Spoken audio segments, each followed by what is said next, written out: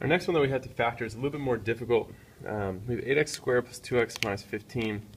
The temptation is to do it like this. We need things that multiply that negative 15, and we need things that add up to the 2. Because that's how we do it on all the other problems. We need to multiply to c, add up to b.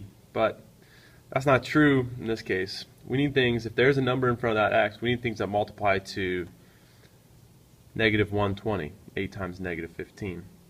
So what we want to do is we want to, we know our factors are going to look like this. It's going to be 8x some number, 8x some number, and we need to figure out what those are.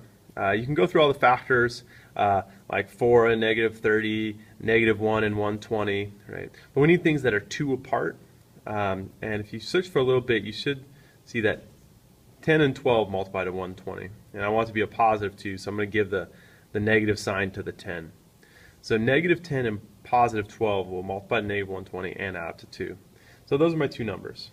Once again, it doesn't matter the order I put them in. If you found 12, negative 10, and just switch them, that's no big deal. Okay, so now I want to continue factoring this. And if I was to FOIL this out right now, I wouldn't get that because there's a little bit of reducing I need to do. In both of these, 8 and 12 are both divisible by 4, right? So if I take a 4 out of both of them, this becomes 2x plus 3. Over here, we have 8 and 10. If I take a 2 out, this becomes 4x minus 5. And in reducing this all the way, by canceling out what we don't need, we'll get to the final answer. If I was to FOIL this out, I would get that as a solution. Number 7, so Peter has this equation, y equals 3x squared minus 5. And Samantha,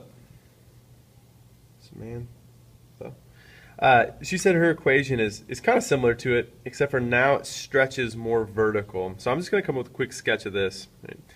3x squared minus 5, this minus 5 controls the y-intercept. And the 3 says if it's positive, it's going to open up, and it's going to grow 3 times faster than x squared, right? So it's going to be pinched in a little bit.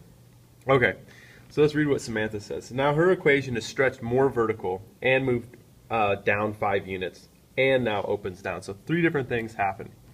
So the first thing let's deal with, it's stretched more vertically, right? So that means that it gets skinnier, right? So in Samantha's equation, the thing that made the skinny was that 3, and we want it to become more skinny. So we'll just make it a 5. The second thing it says is it's moved down 5 units. So this y-intercept will be 5 units lower. So this negative 5 should be a negative 10. And that'll move it down 5. And lastly, it says now it opens upside down.